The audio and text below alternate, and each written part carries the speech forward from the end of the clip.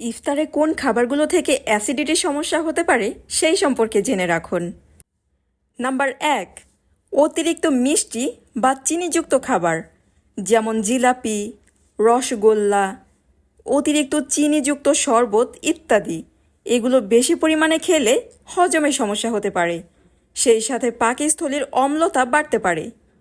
Number 2, অতিরিক্ত পরিমাণে মশলা ও ঝাল খাবার যেমন গরম মশলা, মরিচ, বেশি ঝালযুক্ত খাবার, শুকনো মরিচ দিয়ে তৈরি খাবার পাকস্থলীর অ্যাসিড বৃদ্ধি করে, যা গ্যাস্ট্রিকের সমস্যা বাড়িয়ে দিতে পারে।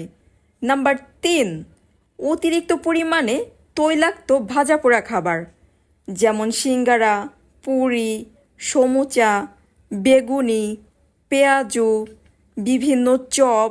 এই ভাজা পোড়া খাবারগুলো হজম হতে অনেক সময় নেয়, এতে অ্যাসিডিটির সমস্যা বেড়ে যেতে পারে।